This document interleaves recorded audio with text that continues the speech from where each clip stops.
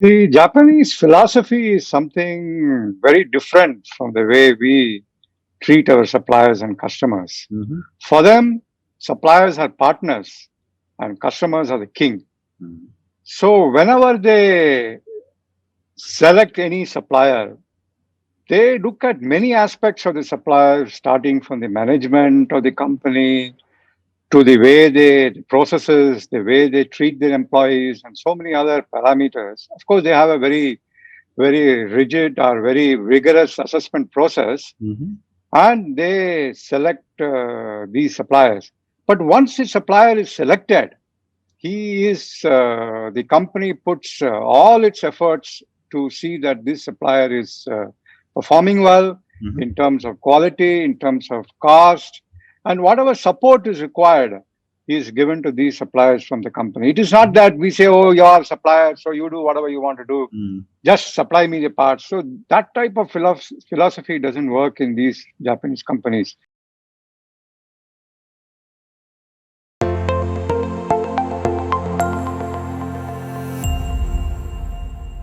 Welcome to another episode of The Brand Called You, a podcast and podcast show that brings you leadership lessons, knowledge, experience, and wisdom from hundreds of successful individuals from around the world. If you're new to our channel, please consider subscribing to it and hit the bell icon so that you never miss an update. I'm your host, Ashutosh Garg, and today I'm privileged to welcome a very, very experienced and senior supply chain leader and general management leader, Mr. T.S. Jayashankar. Jay, welcome to the show. Thank you. Jay is the former deputy managing director of Toyota Kirloskar, and he has held the supply chain responsibility across organizations for over 3 decades. So, Jay, as I mentioned to you, this is a special episode on supply chains. And given your vast experience, I thought I would, ask you a few questions about supply chains and how they are evolving. So Okay. let's start with, and you've spent time with Toyota. When I was growing up, in business school, we first figured out what was JIT, just in time, which was what the Japanese had taught the world.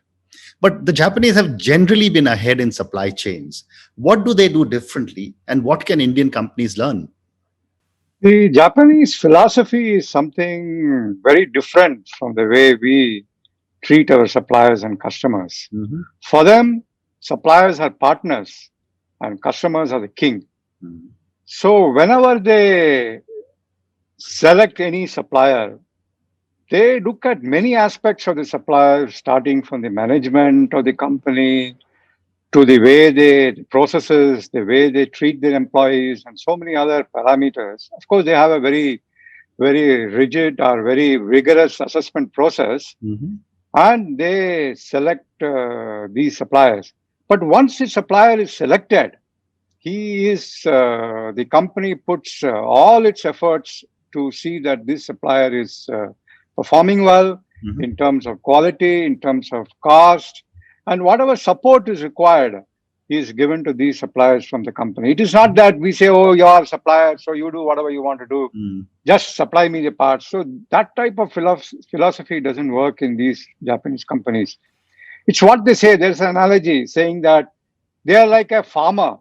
So they sow the seed, the plant will come, the branches will come, the flower will come, and then you reap the fruit after some time. Oh, But nice. there are some, yeah, there are some companies like hunters. They just hunt suppliers. Oh, you give five rupees less, I buy from you. You give 2 rupees less, I buy from you. So Mm. they don't go for this hunting. So they are more like a farmer, and they grow with the supplier. So this, I think, is a very different philosophy Mm. which the Japanese management has. Mm. And what Indian suppliers should, or Indian OEMs should learn is they have a for them, quality and delivery is a given condition. Mm. They don't discuss on these parameters. Once the quality parameters and the delivery commitments are given, it is taken for granted that it will happen. Mm. But unfortunately, in our country, we do so much of follow up with these guys that 50% of any supply chain management guy working waste in following up with the supplier Mm. for the parts to arrive. I think this is a waste of time. And this is one thing we should learn commitment and the quality, consistent quality, which we should supply to our customers. Yeah. No, you're absolutely So right. I that mean, is I think the most my of the take on time of this. our supply chain managers goes either in chasing supplies or trying to reduce prices. Nobody's actually farming, as Yeah. you just told me. Very Yeah. interesting. Yeah. So, again, 4 decades ago when I started working in ITC, there was no concept of a supply chain manager. There was a purchase manager. And that has now evolved into a C-suite level executive. What, in your opinion, is the reason these changes are happening? And what are these changes?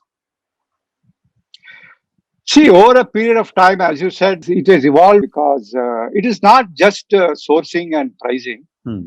There are many other activities which go along with it. For example, cost reduction activity. Then we have the risk management and the concept of JIT. I'll tell you an interesting story on the concept Yeah, of JIT. yeah. How Kanban, now a lot of these, especially in automobile industry where I have spent 30, 35 years, these concepts are used very, very now after 20 years, 30 years. Every company is using these concepts Hmm. now, especially in automobile, Kaizen, Milken. So there's so many Japanese concepts which have been incorporated Mhm. nowadays with these companies. So, for example, in 1995, 96, when TKM, Toyota Kirloskar Motor, came into India, Hmm. and we were talking about this JIT concept, nobody could believe under the circumstances we can implement this JIT. Hmm. Of course, when we started this JIT, of course, JIT requires a lot of support and cooperation suppliers and things like Mhm. that. Nobody could envisage that we could do this. Hmm. But over a period of 10 years, 12 years, and now, for example, if you take, we are well seasoned, and our JIT concept is as good as in Japan, but you can say about 80% nearing to the Japan concept, where we keep very low inventory. For example, you say in Bangalore, we do pickups a day, so hardly I have any inventory in my factory. Amazing. And we have, see, there are hubs in automobile, you know that Chennai, Pune, Delhi. And so Chennai is about 1 day, Pune is about 1 day, Delhi is about 2 days. That's This is it. what the 1 day stock, is it? but nobody can. That's it. That's 1 day for in Bangalore. No inventory. Almost Chennai is 1 day, Pune 1 day, and Delhi 2 days. Hmm. And imported about, of course, about 15 days we have. Hmm. That's all about. And people say that if something happens, it has happened. There was ports, there were lorry strikes. We stopped. It's Hmm. okay. Hmm. But what is the cost of stopping? The cost of carrying the time? If you calculate, Hmm. I think this will work out to be much cheaper for you. So I see that supply chain risk management, for example. The supply chain manager nowadays have to plan for risk. What will happen if something? I will tell you a story when we had a big floods in Thailand. I don't know whether you Mhm. remember 10 Yeah. years ago. Hmm. The We tsunami. were tsunami was in Japan. That is one. Okay. We in India get a lot of our parts from Thailand. Mhm. And in Thailand, 10 years back, there was a huge floods in Bangkok area. So all our supply chain was completely disrupted, and we could not. Our production stopped for a couple of weeks, things like that. So after that, we did a lot of work on identifying how to overcome this risk management. Are they see Toyota is a global supplier, so they have many models, same models running in many countries and things like that. So we started digging and trying to find out whether some parts are available in some other country, Hmm. some near. So a lot of exercise, a lot of study was done to find out any alternate source and things like that. So these types of risk analysis has also been done nowadays by the Okay. supply chain management guys. It is That's not fascinating. just buying and deciding the cost. Hmm. So, you have, because of all the learnings from the Japanese companies, managed to keep inventories down to just 1 day or 2 days, as you're saying. But a large number of the corporate world or manufacturing world has been affected because of the pandemic. Mm. Now, because of all these challenges, how should companies rethink their supply chains? I think, first of all, nobody expected that such a scenario will emerge, I agree.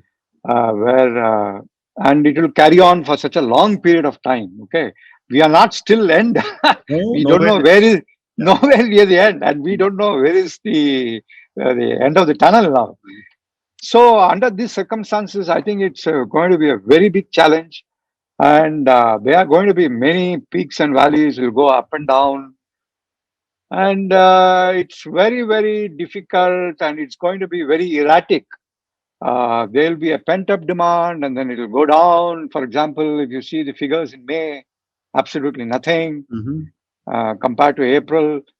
Then again, June is going to be a very difficult month. So it'll go up and down. So I think we have to going to live with this, and the supply chain managers have to now take such a pandemic and such a force major situation into consideration when they're going to plan for their future sourcing and things like that. Because I feel Hmm. that many more pandemics will come now. And the biggest problem is, since the whole world is connected, these pandemics are not going to go very easily. Hmm. Maybe 100 years back, when the Spanish flu came, the world was not so connected. Correct. So it was possible that it went off in 2 years. Hmm. But now the world is so much connected that these pandemics will be there for a very long time. Absolutely. So these supply chain managers have to now think. It's not going to be easy. It's not going to be very. So they have to think very deeply how to, and the risk management to be prepared. For example, TKM is closed for the last 3 weeks now. We are not producing any vehicle Wow. because of the lockdown. Hmm. And when they open up in 7th of June or something like that, they have to now see how to restart the whole process. So, and this will keep going. I mean to say, it will go for another maybe 5 months, 6 months. The third wave will come, and again it will go down. Yeah, yeah, yeah. So this is It's- we have to. It's going to be difficult. It will be. But in a Yeah. scenario like this, as someone who has led supply chains for so many years, what would you do to, and this is for all the supply chain leaders who listen to your interview. I think number one is whether we can broad base our sourcing, Mhm. in the sense it's a little difficult, it is time consuming and things like that. But under the current circumstances, we have to see whether we can, instead of putting all the eggs in one basket, spread it out and see that our at least required in terms of parts are coming in. That is one. And then whether we can support these guys financially. And of course, see, the whole problem here is with this virus is the manpower. Okay. Mm. People are not coming. And of course, some of the continuous process industries and things like that, it is possible to run. Mm. But where it is not, it's a little difficult where the manpower is required. With the labor intensive units and all, it will become like garment industry, textile industry, and things like that. It will become a little difficult because it is not, first of all, it is not, automation is very low, Mm. and you need heavy many people to come. Mm. So in that case, it is difficult. I, at this point of time, can only say that you have to broad base. Mm. You have to see whether you can do it in pockets where things are that, and see whether we can source and get parts from different parts of the country, different times. Interesting. So, Yeah. that's an interesting comment you made for my next question. A large Hmm. number of Indian companies are very dependent on sourcing from, say, China. And Hmm. given the kind of uncertainties that exist because of geopolitical reasons, what should a Yes. supply chain manager be doing to be able to look for alternative sources? Yeah, China. I basically, I very strongly believe that on a long term, we should slowly move out of China. Mhm. But it is very difficult. It cannot happen overnight. Mm. Okay, because we have to locate. We have to see one of the people. One of the reasons why people went to China was it was much cheaper to source from China than to source from Europe or America and things like that. And the volumes were not a problem for the Chinese. The scale was very high and things like that. But I think we have to follow. I think we should do two strategies. One is whether we can do domestically, which the government is encouraging, but I think the government has to do both center and state. Mm. Many things to make the investor very comfortable in terms of ease of doing business, in terms of providing him the required infrastructure, providing him the required, uh, very easy loans and things like that at a very reasonable rate of interest and things like that. So these things, and of course, the regulatory framework, the approvals which Okay. have to be given for study should be simplified and to be done very. So this is a type of support, and I think that we should as far as possible. That's what I was telling that now the whole here I would like to tell one thing that Mhm. the whole world scenario is changing now. As you know that more and more countries are looking inward. Mm. So from globalization, we are moving away Correct. The to borders are coming up protectionism, again. protectionism, localization, and things like that. Mm. So from and also our government, central government is also now encouraging Atmanirbhar Bharat, and they want to do everything, which is not. I don't blame them. This COVID has exposed it more. Correct. The vaccine. You remember that all the rich countries are hoarding the vaccines and not giving it to the other countries who are in need of that and things like that. So he has exposed. This has exposed that you have to be self-sufficient if you want to grow and things. So we are coming back from globalization. We are coming back, Absolutely. and I think we have to. I also, to some extent, I am going to support this, and I will support this. Okay.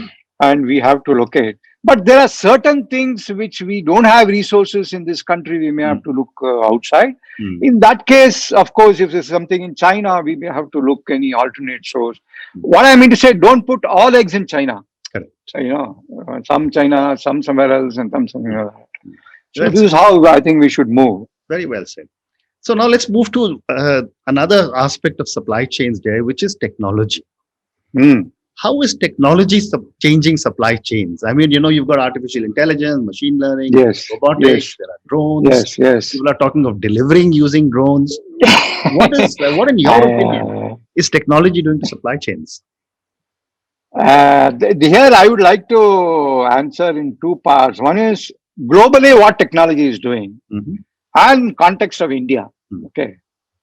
So globally, of course, in supply chain technology are doing some marvelous or some Mhm. unimaginable things are happening. Mhm. Especially, for example, if you take AI and the demand forecasting, or the other day I was talking to somebody who was telling me that in Europe and all, AI is used very, very extensively to forecast what will be the demand in future. For example, it's a hot summer day. So Budweiser will forecast, through an AI that how much of beer has to be supplied today, tomorrow, day after, Mm. and things like that. So AI has got many applications. Suppose the weather, if it's too hot today, tomorrow, how the demand will fluctuate, things like that and all. Yeah. So all this predictive analysis or predictive analytics Mm. is done through AI. I think very good things have been done. And same in the case of machine learning, where a lot of these concepts are used today in the manufacturing, Mm. especially if you know the Industry 4.0, Yeah. which is slowly coming into India. It is not to a very large extent, but still it is slowly being implemented in some of the manufacturing Mm. premises in India. Mm. And TPM, I think machine learning is used very extensively in TPM and things like that. Mhm. As far as robotics is concerned, you know that in automobile industry, especially in some of the processes like welding, painting, everything is done by robo. If you Correct. see a Japanese factory, it's completely automated. There's nobody in the factory. Mm, But whether is it to that extent in India? Yeah, so it's a question of chicken and egg investment to the availability of labor.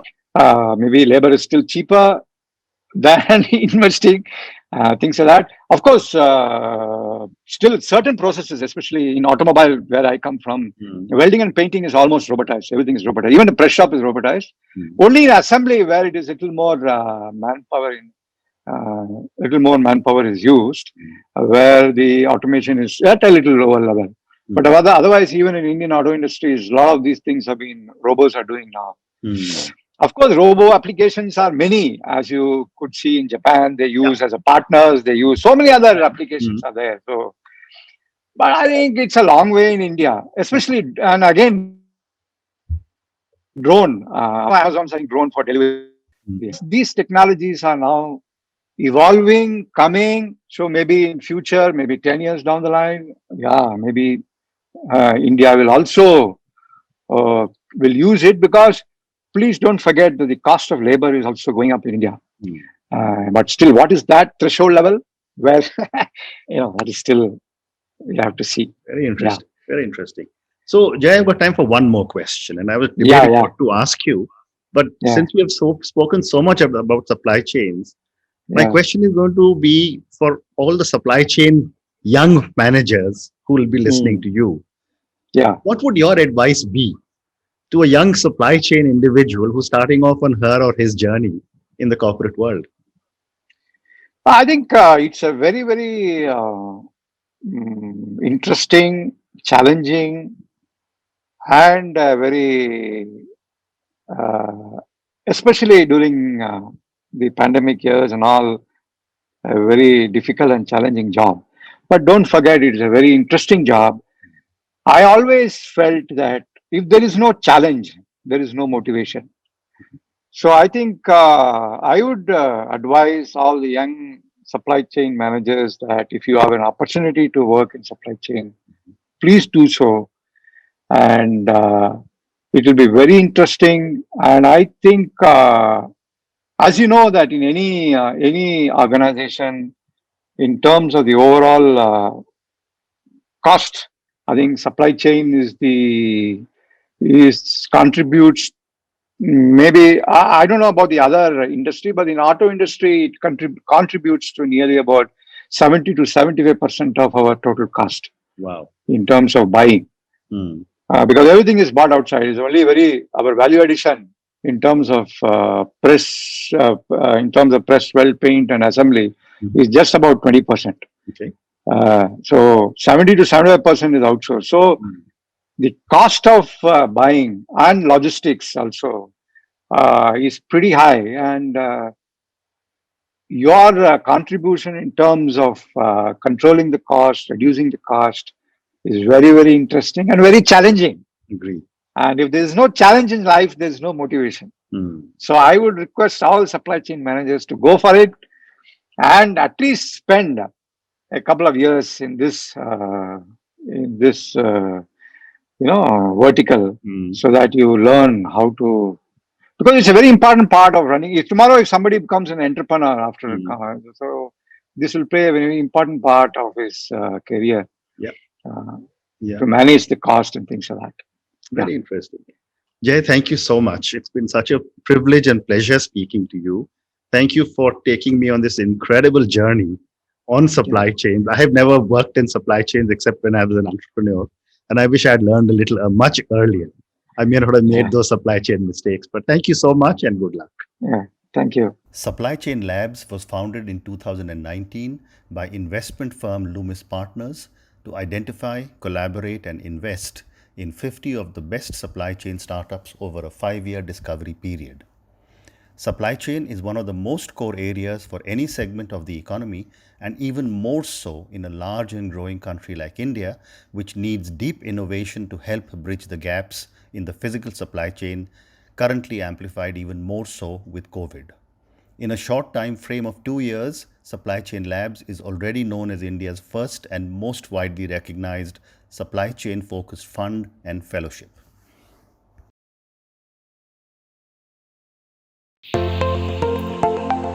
Thank you for listening to the Brand Called You videocast and podcast, a platform that brings you knowledge, experience, and wisdom of hundreds of successful individuals from around the world.